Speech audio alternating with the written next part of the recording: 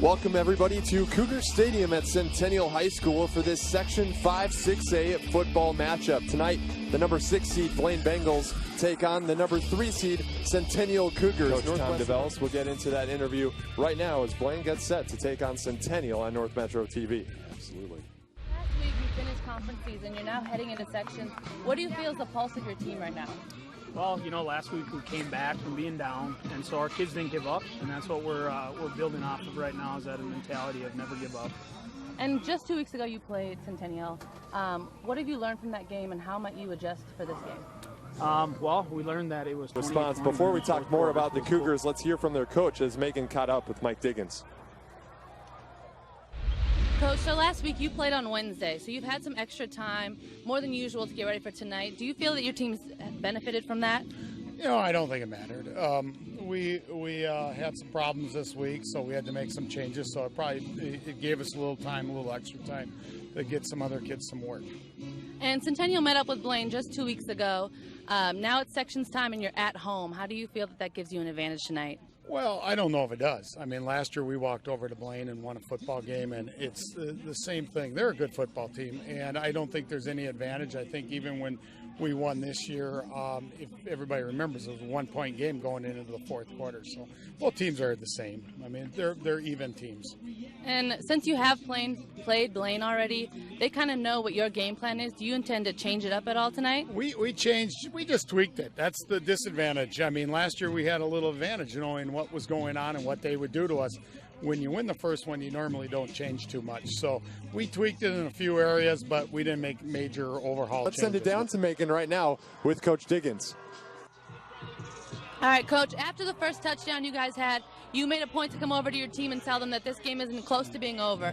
How do you feel that they responded to that for the rest of the second half? You know, I thought we played a pretty good half. You know, again, they're a good football team. They made some adjustments, and we've got to counter that this quarter, and we've got to move the ball a little bit better than we did the second quarter. Okay, and defensively, what kind of adjustments are you trying to look at? I think defensively, it's just, you know, it's some personnel, you know, and that's all it is. Our sophomore's making nice plays. He's with them. The kid's just out jumping them, and he's a good player. So he's got the height on him, and that's football. That's what they practice too. Thanks, Coach. Yep. What a great game. Let's take a look at the scoring right now. So let's send it down to where it was some victorious Blaine Bengals. All right, so coming into tonight's game, you guys are playing Centennial. How did it feel to know that you were playing a familiar opponent? We loved to face Centennial because last year they beat us and they were in our situation, and it's just nice to come out and beat them after we lost. And did you guys have to make any adjustments knowing that they were also familiar with you? Not really. We just kind of come out and play our game and just know we can't be defended.